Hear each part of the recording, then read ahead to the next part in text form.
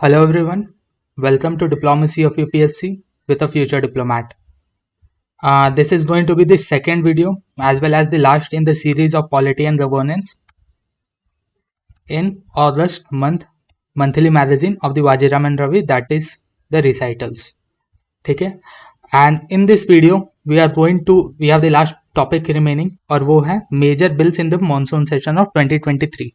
कुछ important bill पास हुए हैं और टोटल 23 है, बट हम 23 नहीं देखेंगे, अराउंड 20 है, उसमें भी हम कुछ समतर चाहिए देखेंगे. you'll get in the further video. और आपको इसी सिंगल वीडियो में ये सारे टॉपिक्स, ये जितने भी बिल्स हैं, ये कवर अप हो जाएंगे. मैं इसको एक ही वीडियो में इंक्लूड कर देता बिकॉज वो भी 38 मिनट्स का था और ये मुश्किल से आई डोंट नॉट थिंक बहुत ज़्यादा जाएगा. बट आई थॉट कि ये बिल्स का टॉपिक है तो इसको सेपरेट रखने में ज़्यादा बेटर है फॉर दी अंडरस्टैंडिंग पर्सपेक्टिव कि गवर्नमेंट का फंक्शनरी क्या है, क्या विजन है, और ऊपर से जो इम्पोर्टेंट है और नॉन इम्पॉर्टेंट है इसको भी हमें अलाइन करने में अपने प्रिपरेशन के अकॉर्डिंग हेल्पफुल रहेगा. ठीक है, सो हम इस वीडियो में इस टॉपिक को देखेंगे. So without much ado let's get started. So around 23 bills जो हैं वो पार्लियामेंट में पास किए हैं इस मॉनसून सेशन में. ठीक है, इसमें कुछ हाई प्रोफाइल्स बिल्स भी हैं, कुछ कॉन्ट्रोवर्शियल बिल्स भी हैं. एक एक करके हम सभी कवर करेंगे. So the first is constitution schedule tribes order third amendment bill 2023. इसमें जो हैती कम्युनिटी है ये Transgiri areas of Sirmaur district of Himachal Pradesh में रहती है. ठीक है, Transgiri areas places in news में माउंटेन्स का जो प्लेस है उसमें ये इंपॉर्टेंट हो जाता है. रिमेंबर दिस, वहाँ से हैती कम्युनिटी आती है. हैती कम्युनिटी, हैती तो वहाँ के दूसरे रीजन में है, सऊदी अरेबिया के बगल में, और ये हाथी कम्युनिटी ट्रांसगिरी एरियाज में है, Sirmaur district of Himachal Pradesh. They are included in the list of scheduled tribes, that is the amendment bill.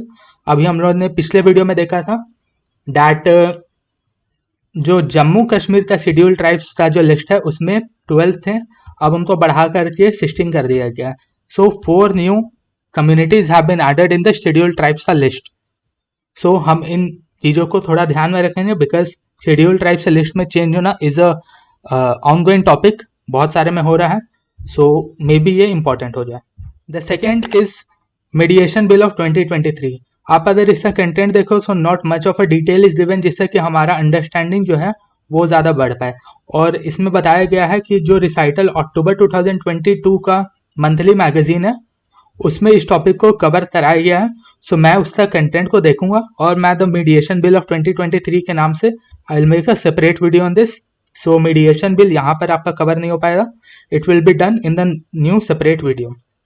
Third है आपका बायोलॉजिकल डाइवर्सिटी अमेंडमेंट बिल. इसमें जो जुलाई 2023 का मैगजीन है उसका वीडियो बना दिया मैंने, बट वो अपलोड होना बाकी है. सो आप वहाँ से इस बिल को देख लेना. ठीक है, our fourth bill is the minerals, the mines and the mineral development and regulation bill of 2023. ये थोड़ा इंपॉर्टेंट हो जाता है. ठीक है, so the aim of the bill is to attract the private sector investment in the exploration of critical and deep seated minerals. मतलब critical minerals exploration में as well as deep seated minerals के exploration में जो private sector का investment है उसको attract करने के लिए ये बिल को लाया गया. क्लियर.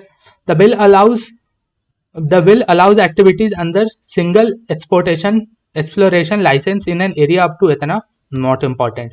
सो बिल में है कि जो भी इन्वेस्टमेंट आएगा those participants who wants to participate in this they will get a single exploration licence. That mean अगर एक ही मिनरल का लाइसेंस उन्हें मिला है so they'll be able to explore only the single minerals. Clear. ये 1957 का जो एक्ट है उसको अमेंड करता है and it allows private sectors to mine out of 12 atomic minerals, 6 out of 12 atomic minerals जिसमें कि आपका लिथियम आता है, बेरिलियम आता है, नायोबियम आता है, titanium, tantalum and zirconium. Just remember the names कि ये 6 बिल्स का आपको अलाउ किया गया for the exploration and this can be asked and it is important from the perspective of prelims. ठीक है, because see in a multiple choice question the question can be given in the name की whether lithium, beryllium, niobium और any other minerals that is been added in the question.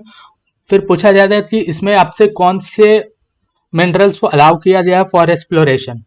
ये सारे atomic minerals हैं जिसमें से ये 6 को allow किया गया, रेस्ट 12 को अलाउ नहीं किया गया था. अर्लियर ये 12 मिनरल्स को रिजर्व किया गया था for the mining and exploration bye the state owned companies.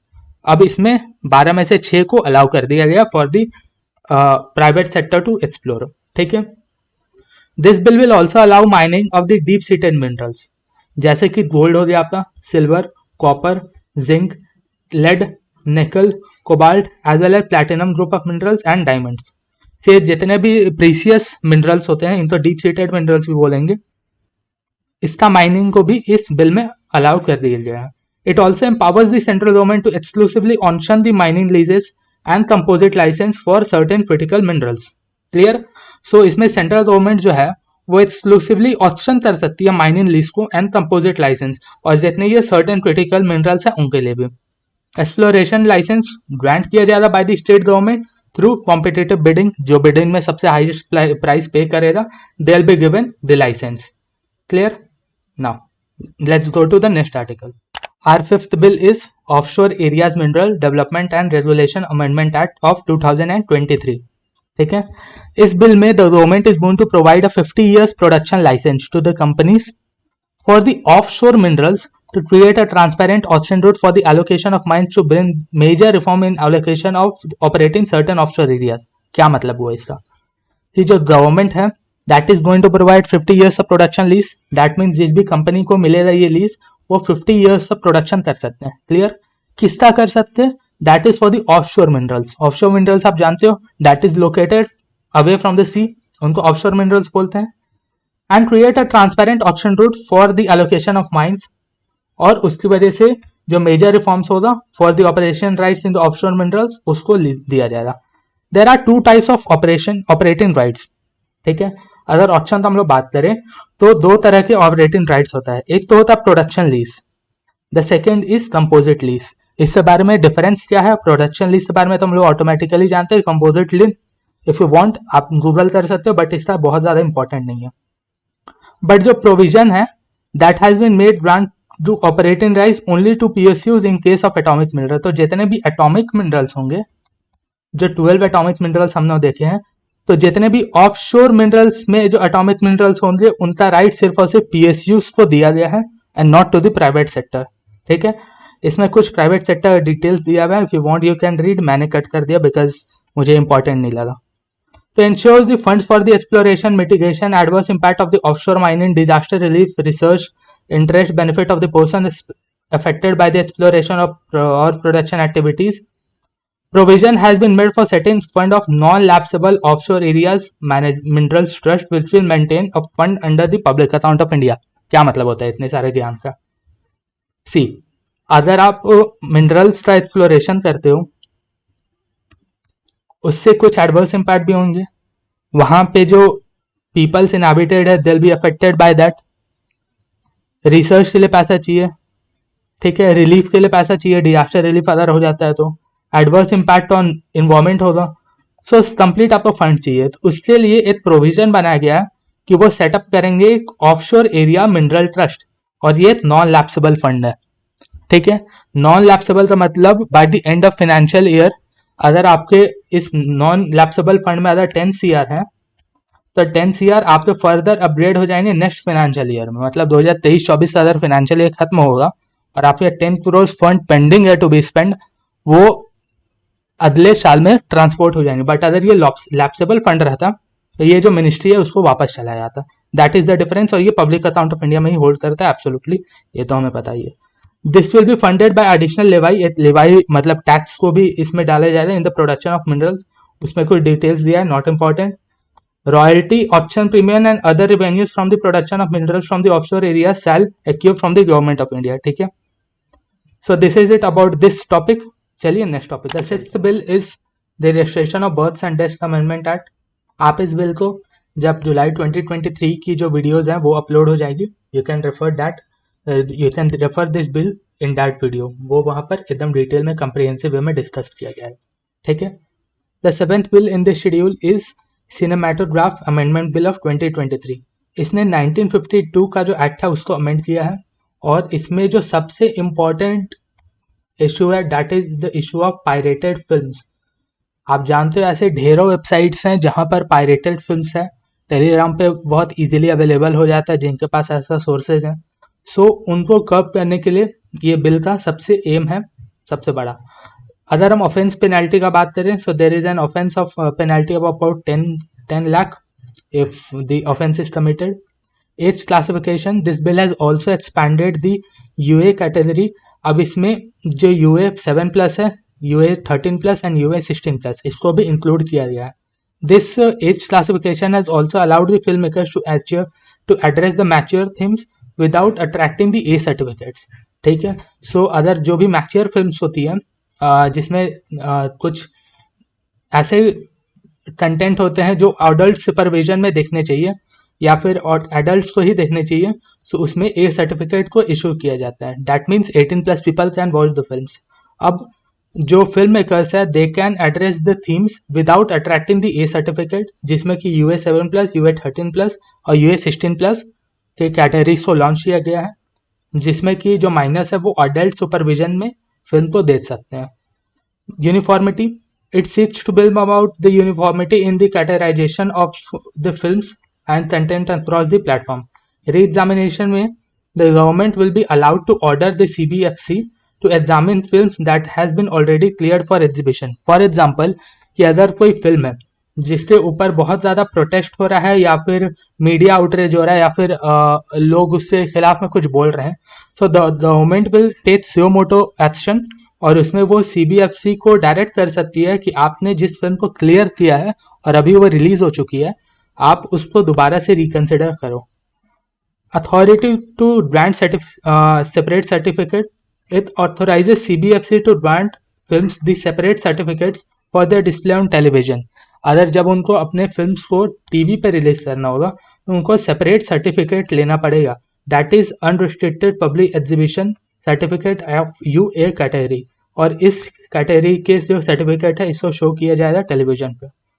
For blocking website, it also allows blocking website and URL that host the pirated content. हमने यहाँ पे देखा कि पायरेटेड फिल्म को कर्व करना इस बिल का one of the primary objective है. फॉर मोर डिटेल्स में इसने लिखा है कि आप 2023 अप्रैल का एडिशन देख लो. आई डू नॉट थिंक कि इससे ज़्यादा आपको जरूरत पड़ेगा, क्योंकि बहुत ज़्यादा हाई प्रोफाइल नहीं और बहुत ज़्यादा क्वेश्चंस भी नहीं आते हैं इस पर. The constitution schedule caste order amendment bill of 2023, and in this bill यहाँ पर फिर इंक्लूजन हो रहा है, बट इस बार जो ST कम्युनिटी का लिस्ट है उनमें इंक्लूजन नहीं है.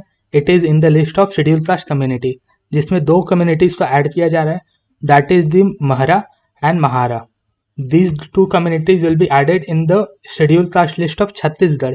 आप एक चीज़ याद रखना कि जो भी schedule caste and schedule tribe से लिस्ट होते हैं वो स्टेट स्पेसिफिक होते हैं. दैट मीन्स अगर आपका छत्तीसगढ़ का लिस्ट में अगर कुछ कम्युनिटीज़ हैं तो इसका कोई गारंटी नहीं है कि वो मध्य प्रदेश के लिस्ट में भी इंक्लूडेड हो सकते हैं. दे मे बी और दे मे बी नॉट.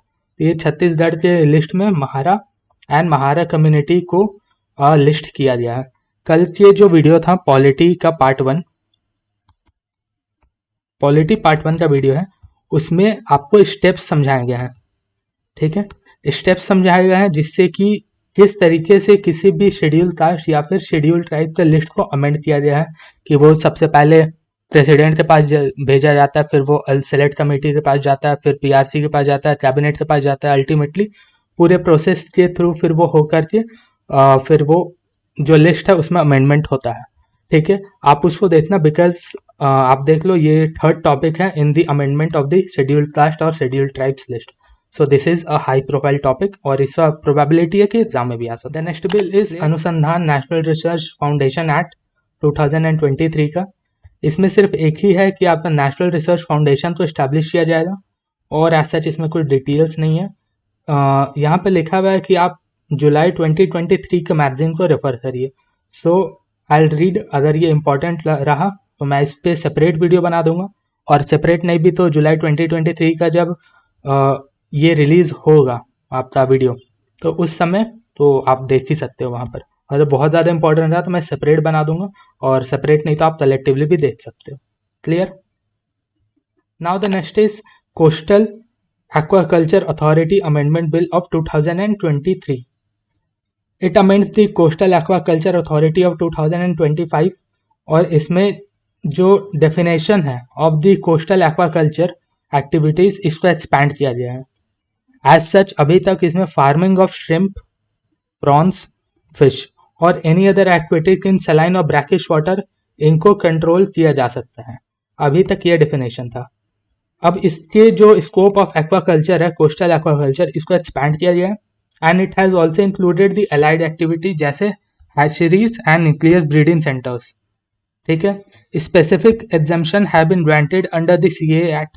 सीए मतलब coastal aquaculture authority amendment bill. It is not the CA वो वाला सीए एनआरसी वाला जो प्रोटेस्ट हो रहा था, सिटीजनशिप अमेंडमेंट एक्ट, वो नहीं है। ठीक है, specific exemption have been granted under the CA act through this amendment for the establishment of aquacultural units, मतलब hatcheries, brood stock multiplication centre, nucleus breeding centres, इन सब का इस्टेब्लिशमेंट किया जाएगा within the no development zone that is 200 from the HTL of the coastal regulation zone. ठीक है, सो इसका scope को बढ़ा दिया गया। बहुत ज़्यादा details I do not think आपको याद भी रहेगा। अगर आपको याद ना रहे, आप नहीं भी याद कर सकते हो, बस इतना याद रखना कि अब इन एलाइड एक्टिविटीज़ को भी स्कोप ऑफ कोस्टल एक्वाकल्चर में इंक्लूड किया गया, जैसे कि hatcheries and nucleus breeding centre. ठीक है, रिमूविंग द रेगुलरिटी ड्रैप्स। आप जो भी बिल देखो या स्कीम देखो, उसमें रेगुलरिटी ड्रैप्स तो होते हैं, लीगल लूपहोल्स होते हैं जिनका फायदा उठाकर करप्शन भी होता है। आपके जो लीकेज ऑफ सब्सिडी हो गई या फिर आपके टारगेटेड आउटकम्स हो गए, वो नहीं अचीव किया जा सकता है। ठीक है, सो इसलिए रेगुलरिटी ड्रैप्स को रिड्यूस करना, रिमूव करना and reduce the compliance burden without diluting the environment protection, इन सारे चीज़ का प्रोविजंस है इस बिल में। It also provide for the fixing of standard of emission that or the discharge of effluent from the aquaculture, making the owner liable to pay the cost of demolition or the cost of damage to the environment। मतलब ये जितने भी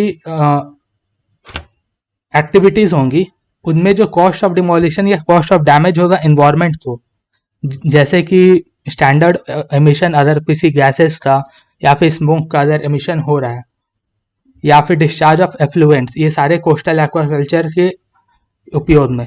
सो इसमें जो owner होंगे ही will be liable to pay the amount. ठीक है, it will also decriminalise the offences committed in carry out the coastal aquaculture activities and impose only a penalty. So offences committed को डिक्रिमिनलाइज किया जाएगा और बस penalty का प्रावधान को इसमें लागू कर दिया जाएगा। Make coastal aquaculture authority more responsive to the needs of stakeholders, जैसे कि जो ऑपरेशनल प्रोसीजर्स है उसको सिंप्लीफाई करना। अल्टीमेटली किसी भी बिल में अगर अमेंडमेंट होता है तो ऑपरेशनल प्रोसीजर्स को सिंप्लीफाई करना वो सब one of the major objectives भी होता है। आप इसको किसी भी बिल में लिख सकते हो। ठीक है, promote newer forms of environmentally friendly coastal aquaculture, जिसमें आप नाम डाल सकते हो cage culture and seaweed culture. Usher in global best practices in this sector including mapping, zonation of aquaculture areas, quality assurance and safe aquaculture products. Clear है? So ये सारे इनका ऑब्जेक्टिव्स हैं और इन सभी चीज़ों को ध्यान देना। इसमें कुछ और आपको दिए गए हैं, I do not deemed it important, so मैंने इसको छोड़ दिया। If you want you can read it. The next is Pharmacy Amendment Bill of 2023. It seeks to amend the Pharmacy Act of 1948 and allows the person qualified for the registered under Jammu Kashmir Pharmacy Act of 2011 to be registered as pharmacist under the Pharmacy Act. जब से आपका article 370 remove हुआ है, आप देखोगे कि बहुत सारा जो बिल्स है that is related to Jammu and Kashmir, जिसमें कि ये pharmacy act of 2023 amendment act ये भी यहीं का है, जिसमें इस बिल में बोला गया है कि जो भी pharmacist if they are registered under this act उनको ऑटोमेटिकली रजिस्टर कर दिया जाएगा अंडर द फार्मेसी एक्ट, ताकि उनको जो प्रैक्टिस है आउटसाइड जम्मू एंड कश्मीर उसमें कुछ प्रॉब्लम्स ना आए। अभी तक रेगुलेशन के हिसाब से इसमें प्रॉब्लम्स आ रही थी, बट ये ना आए, इसलिए इसको दूर करने का प्रावधान इस फार्मेसी एक्ट ऑफ 2023 में। 12th number bill is a very high profile bill. इसमें कुछ ज़्यादा ही डिबेट्स एंड डिस्कशंस हुई हैं, और कि ये भी जो ऑनलाइन गेमिंग है इसमें 28% GST का प्रावधान ला दिया गया बाय द GST काउंसिल, और उसके लिए अमेंडमेंट बिल लाया गया है। सो ये हाई प्रोफाइल टॉपिक है, मे भी एक क्वेश्चन आ जाए MCQ में, या फिर आपको कुछ रिलेटेड पॉइंट्स इसमें मिल जाए मेंस के आंसर में लिखने के लिए। सो आप इसको एक बार अच्छे से पढ़ लेना, ठीक है। बाकी हम तो अभी करा ही रहे हैं। First is online gaming and money gaming का डेफिनेशन। इससे डेफिनेशन को सिंप्लीफाई कर दिया गया है, जिसमें कि online gaming encompasses games offered to the internet और द इलेक्ट्रॉनिक नेटवर्क्स और it includes online money gaming. Online money gaming का अगर हम लोग बात करें तो it is a gaming where players pay और डिपॉजिट मनी और digital assets with the anticipation of winning money और डिजिटल एसेट्स। तो ये आपका डेफिनेशन है, एक बार देख लेना। स्पेशल एक्शनेबल क्लेम्स को एक डिफाइन किया गया है, एक नया कंसेप्ट को इंट्रोड्यूस किया गया है। It pertains to the actionable claims that are connected with activities such as betting, casinos, gambling, horse racing, lottery and online money gaming। इन सभी को स्पेसिफाइड एक्शनेबल क्लेम्स के कैटेगरी में डाला गया। अंडर इट ट्रांजैक्शन जो भी एक्शनेबल क्लेम्स में होंगे except lottery, betting and gambling are not considered to be the supply of goods and services. ठीक है, बाकी सारे गुड्स एंड सर्विसेज से सप्लाई में आएंगे, बट लॉटरी, गेमिंग और गैम्बलिंग को हटा करके जितने भी ये सारे हैं ये स्पेसिफाइड गुड्स एंड सर्विसेज में नहीं आएंगे, इसलिए ये टैक्स में इंक्लूडेड नहीं होंगे। दे will B outside the bracket of taxes. Clear? Any actionable claim refers to a claim in any debt not secured by mortgage of immovable property or by pledge of movable property। ठीक है, so ये इसमें नहीं आएंगे। It amends the Central Goods and Services Tax Act of 2017 and bring under its ambit casinos, horse racing, lottery, gambling and online money gaming as supply of goods and services and apply the CGST tax on them। ठीक है, so मतलब betting, casinos, horse trading, lottery, gambling, online money gaming, इन सभी को tax किया जाएगा under the central goods and service tax act of 2017। बाकी इन तीनों को नहीं किया जाएगा। ठीक है, सॉरी, इन तीनों किया जाएगा। इसमें जो एग्जेम्पशन है इसमें नहीं किया जाएगा, they will not be tax, but ये तीन तो टैक्स होंगे, वही यहाँ पर भी आपका लिखा हुआ है। It makes the registration mandatory for the acts of persons supplying online gaming from outside India। जो भी outside India से अगर कोई कंपनीज अगर ऑनलाइन गेमिंग करा रहे हैं उनको मैंडेटरी रजिस्ट्रेशन कराना होगा। मैंने आपको बताया कि जो जीएसटी काउंसिल है दे हैव प्रपोज्ड कि वो 28% GST on full face value of entry level bets वो ऑनलाइन गेमिंग, कैसीनोज और हॉर्स रेसिंग पे लगाएगी। So this is about the जो भी अमेंडमेंट हुआ था आपका सीजीएसटी में उस पर। The next topic is integrated goods and services tax amendment bill of 2023। ठीक है, it amends the CGST act of 2017 and inserts a provision to impose GST liability on online money gaming provided by the offshore entities। तो जो भी offshore entities है, if they are providing this service, they would be liable to pay the GST। ठीक है, उन सारी entities will be required to get a GST registration in India. उन सारी कंपनीज को जीएसटी रजिस्ट्रेशन इंडिया में कराना होगा। And it provides for blocking access to online gaming platform located overseas अगर वो इन सारे रूल्स एंड रेगुलेशंस को नहीं मानती है and if they are not paying the taxes. This is high profile topic, ये काफ़ी कॉन्ट्रोवर्शियल और डिबेटेड टॉपिक था in the parliament. That is the government of national capital territory amendment act of 2023। इतना बड़ा है, आप इसका सबसे पहले क्रच समझ लो। ठीक है, जितने भी transfer and posting of government officers हैं ऑफ ग्रुप ए, उन सभी का अधिकार अब लेफ्टिनेंट गवर्नर को दे दिया गया है। That is ultimately the crux of this bill. ठीक है, इतना समझ में आ गया। नाउ अब हम इसमें जाते हैं। ये bill it will make recommendations to the lieutenant governor to regarding the transfer and posting of the group A officers of इतना in the national capital territory of Delhi. ठीक है, इसमें कौन कौन से सेक्शंस है, these are not important.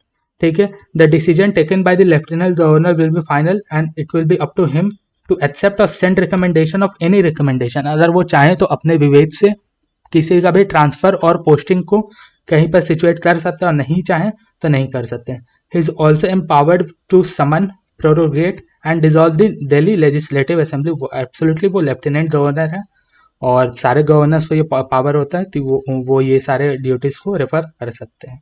So this is about the high profile topic, बहुत ज़्यादा नहीं था, बस ट्रांसफर पोस्टिंग का ऑर्डर्स था, ये अब लेफ्टिनेंट गवर्नर के हाथ में दे दिया गया। हाँ, इससे पहले एक सुप्रीम कोर्ट का जजमेंट आया था, उससे जस्ट बाद ये बिल को इंट्रोड्यूस किया गया in the form of ordinance और उसके बाद इसको मॉनसून सेशन में पास करा दिया गया, जिसमें सुप्रीम कोर्ट ने ये बोला था कि अब जो ट्रांसफर पोस्टिंग की है वो जो होगी वो दिल्ली गवर्नमेंट के पास होगी, ठीक है। अब उसको चेंज करके लेफ्टिनेंट गवर्नर कर दिया गया। सो this is about the next bill is the forest conservation amendment bill of 2023। इस बिल के अंदर में there is the provision that the forest conservation act of 1980, इसको अब वन संरक्षण एवं संवर्धन अधिनियम इस नाम से जाना जाएगा। क्लियर है?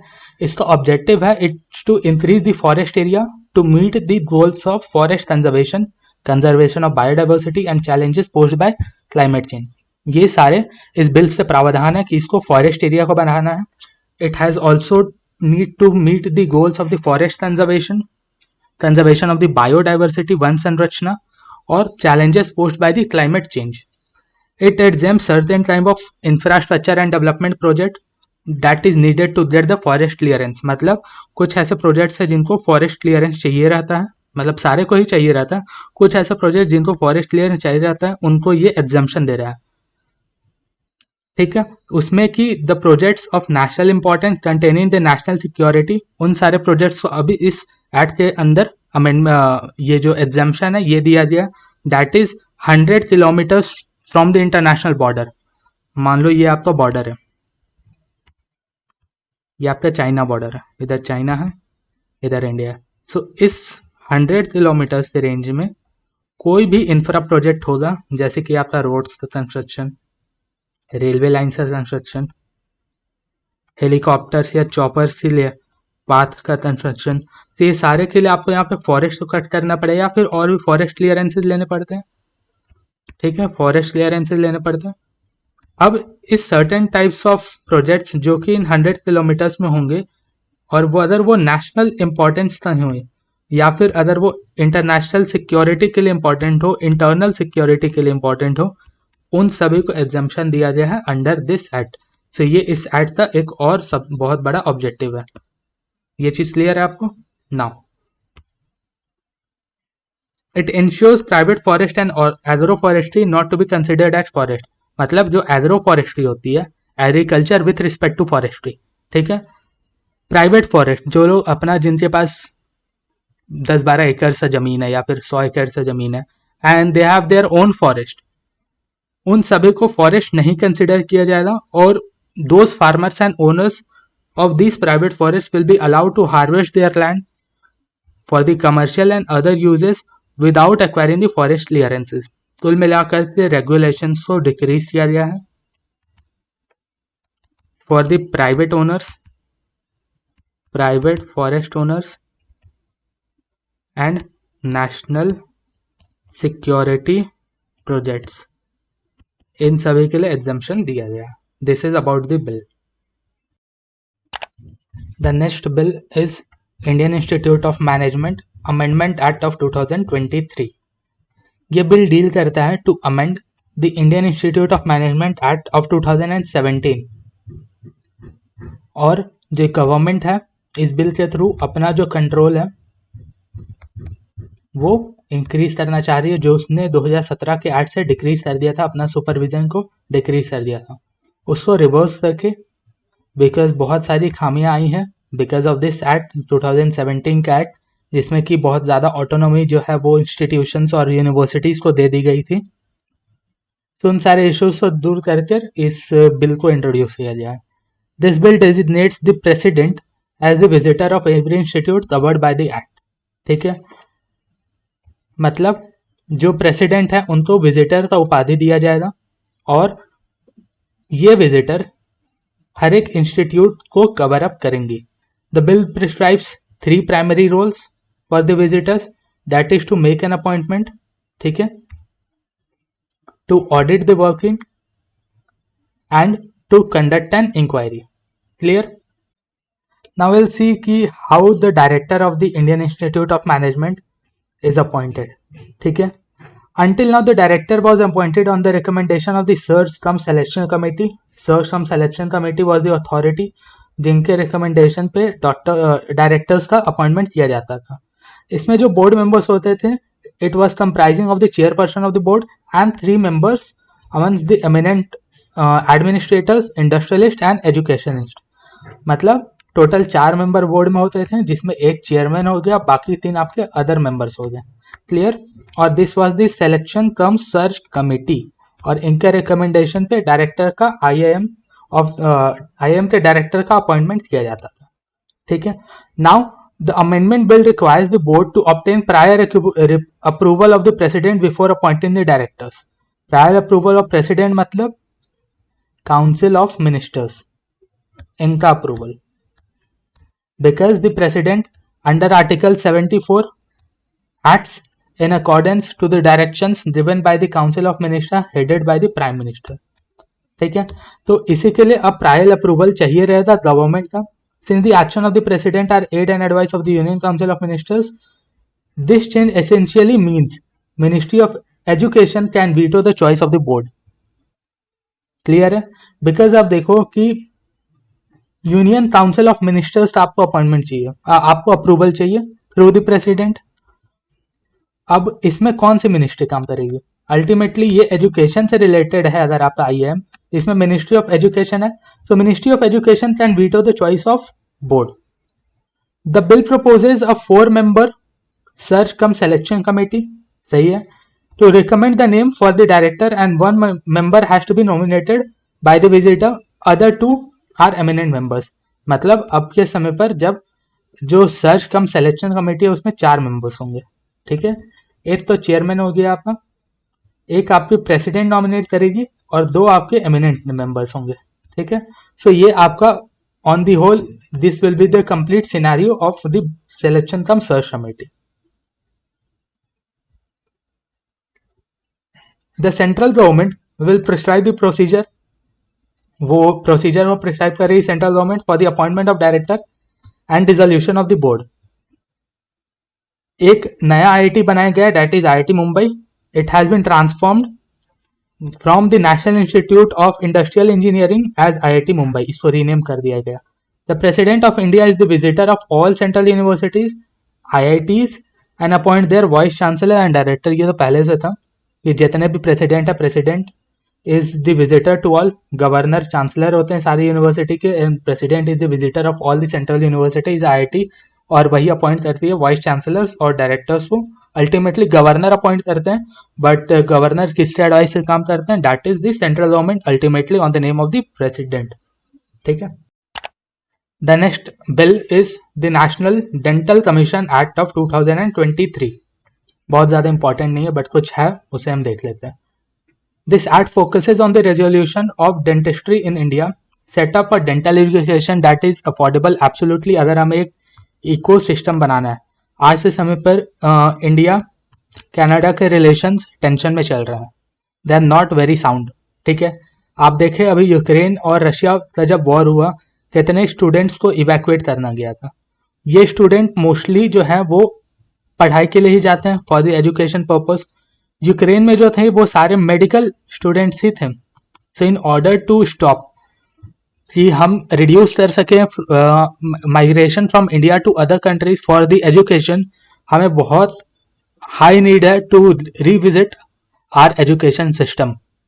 हमें और भी डेवलपमेंट्स उसने करने की ज़रूरत है, इन्वेस्टमेंट लाने की ज़रूरत है, अफोर्डेबल करने की ज़रूरत है, हाई क्वालिटी इंश्योर करने की ज़रूरत है। इफ़ यू सी कि top 100 universities around the world, उसमें एक भी यूनिवर्सिटी इंडिया का नहीं है। सो उसी के रिस्पेक्ट में ये भी है कि हमें डेंटल एजुकेशन को भी अफोर्डेबल बनाना है, क्वालिटी ओरल हेल्थ केयर को एक्सेसिबल बनाना है, and this act repeals the dentist act of 1948। ठीक है। इस एक्ट के थ्रू एक नेशनल डेंटल कमीशन को सेटअप किया जाएगा जिसका हेड ऑफिस दिल्ली में होगा।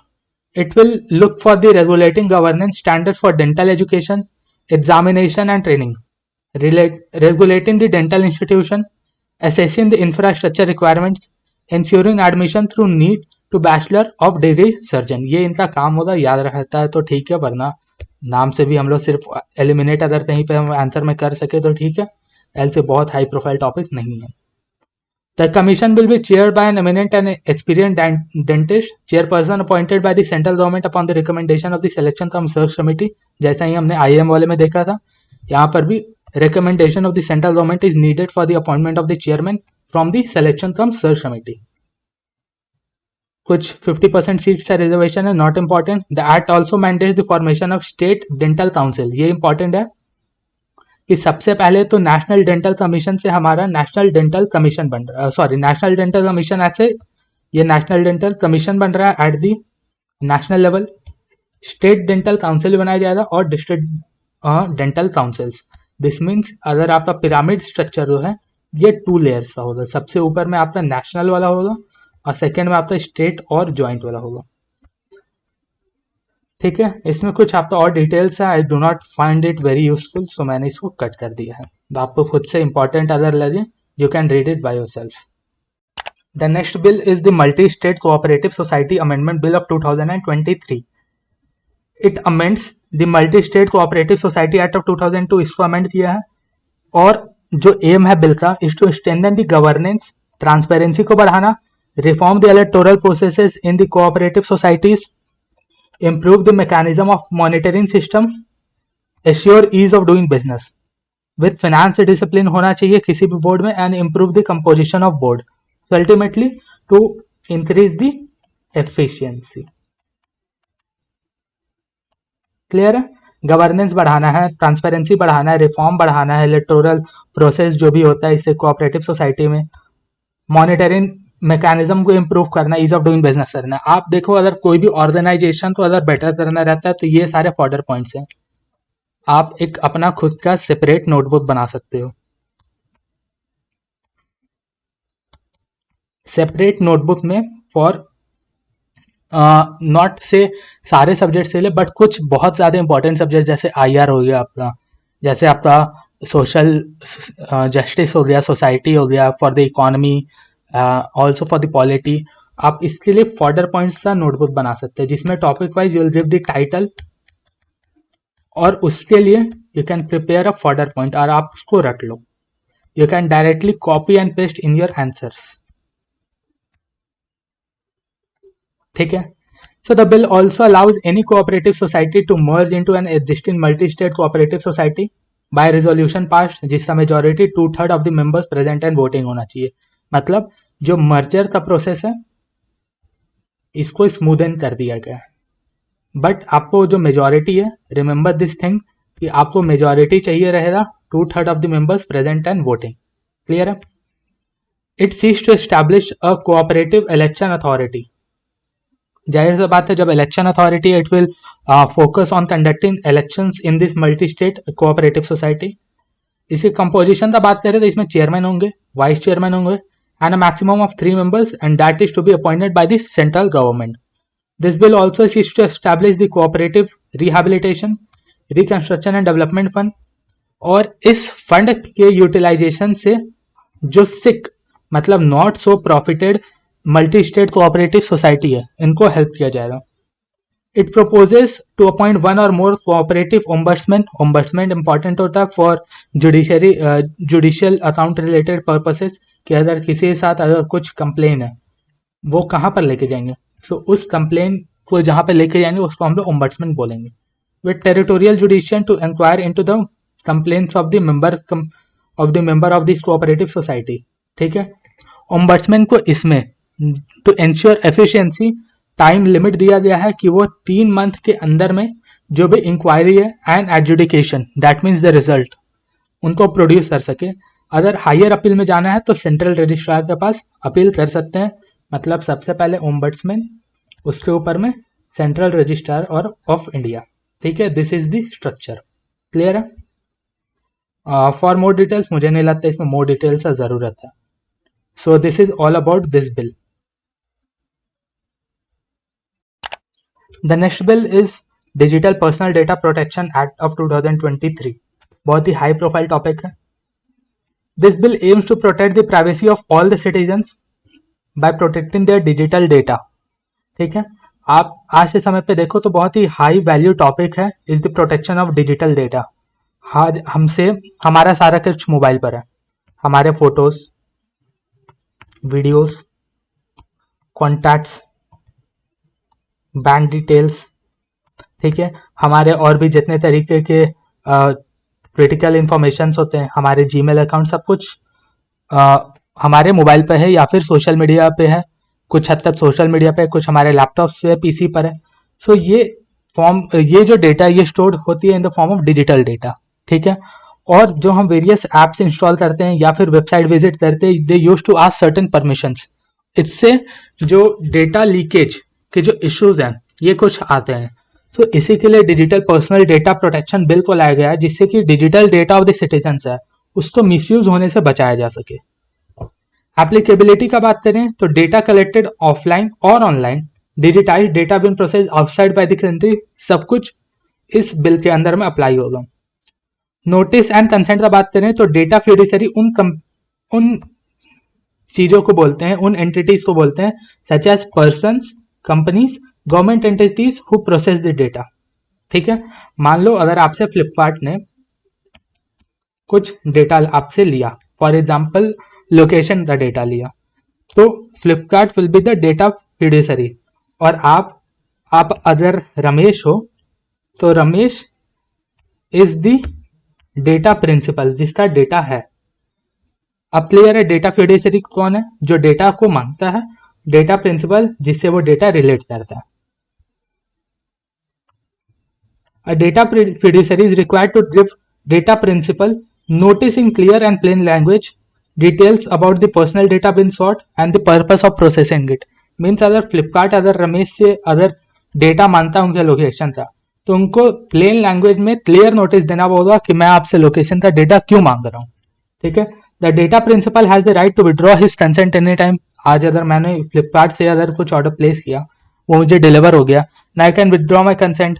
अब ये प्रावधान होना चाहिए that there is the provision to withdraw the consent. Now the Flipkart can ask, no, you have used our app, it's mandatory to give your location every time to us.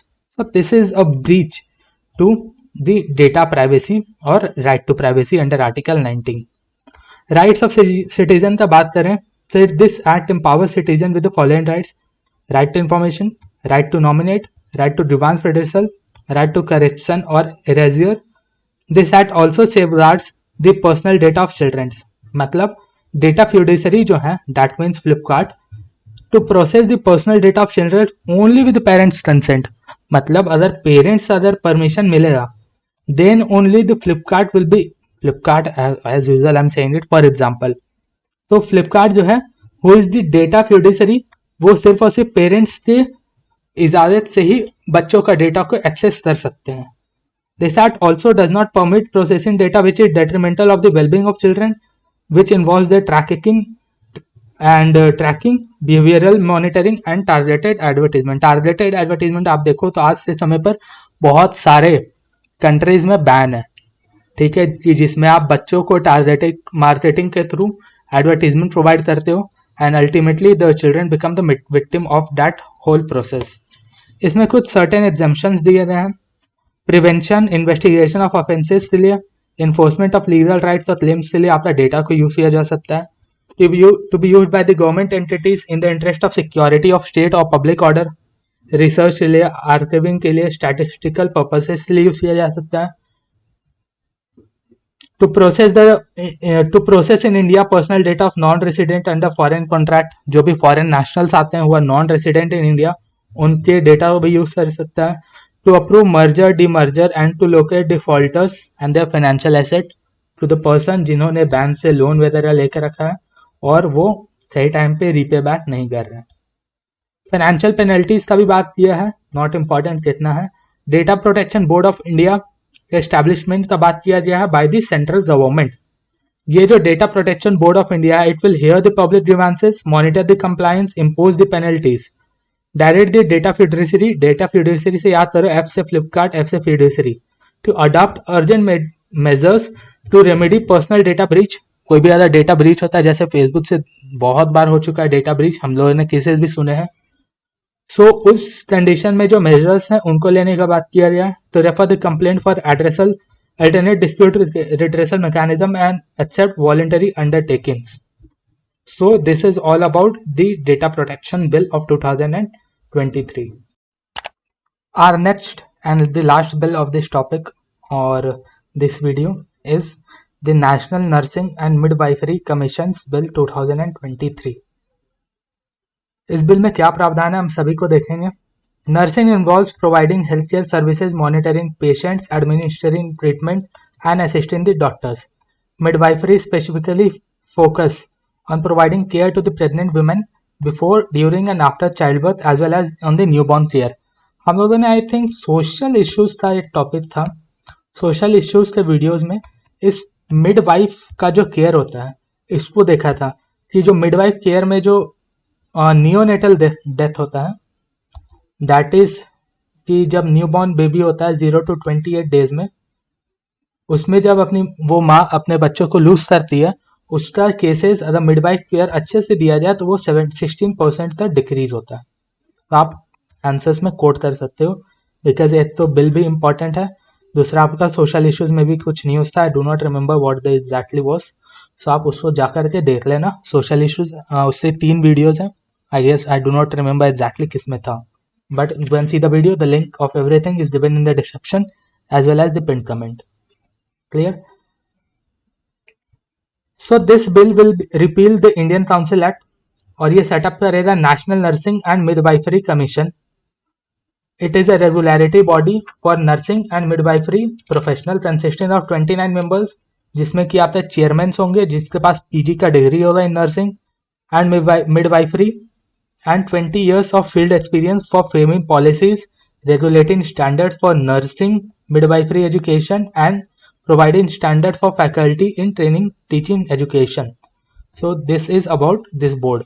It will also provide uniform process into admission into nursery and midwifery education, जो भी midwifery का काम करना चाहती है उनके लिए. NMMC will supervise 3 autonomous body, nursing and midwifery undergraduate PG board. आप बस ये याद करना कि नेशनल नर्सिंग मिडवाइफरी कमीशंस जो है ये इन तीनों को मैनेज करती है. अब इंडिविजुअल जो इनका काम है ये हमें इनके नाम से ही पता चल जाएगा. Nursing and midwifery under graduate and post graduate education board, तो ये क्या करेगी, जब पीजी का डिग्री है और यूजी का डिग्री है, it will regulate education at PG and UG level. Nursing midwifery assessment rating board, ठीक है. सो ये क्या करेगी, it will establish a framework for assessing and rating the nursery and midwifery education. Nursing and midwifery ethics and registration board, ethics and registration board है, that mean it will regulate the professional conduct, ethical issues, ठीक है. And it will also promote the ethics in profession. So this is about it कि NMMC ये 3 boards को ये 3 autonomous boards को regulate करती है. This act also provides for state nursing and midwifery commission. इसमें 10 मेंबर होंगे for every state government and where there is no existing commission for enforcing professional conduct, code of ethics, etiquette, maintaining state register for registered professional, issuing certificate, providing skill based examination. ये इनका work होगा. आई do not think कि ये बहुत ज़्यादा important है, इसलिए I cut it down because बहुत ज़्यादा एक्स्ट्रा हमें पढ़ने की जरूरत नहीं, याद भी तो रहना चाहिए ना. Be practical. The central government will establish nursing and midwifery advisory council. ये important है, midwifery advisory council. इसका काम होगा to advise and support the national commission, that means NMMC, this one. ये जो कमीशन है इसको in the matter considered to nursing, midwifery education, services, training and research. मतलब 2 बॉडी इसमें बहुत ज़्यादा इंपॉर्टेंट है. एक तो नेशनल मिडवाइफरी एडवाइजरी कमीशन, ठीक है, और दूसरा है NMMC, that is national nursing and midwifery commission. So this 2 bodies are important, आप इसको रिमेंबर कर लेना, ठीक है. और एज सच इस आर्टिकल या इस बिल में बहुत ज़्यादा नहीं है. So this is it. आपका ये टॉपिक और जितने भी इंपॉर्टेंट बिल्स हैं ये यहीं पर समाप्त होता है. If you are here till the end of this video, I like to say thank you to each and everyone who are watching. और अगर आपने सोशल इश्यूज के नहीं देखे हैं वीडियोस और you have not seen the maps and places in news या फिर पॉलिटी का first part, the link of everything is given in the description. If you feel it's needy you can watch it too. So good bye for today. Thank you for being patient in this video. Have a great day. Thank you.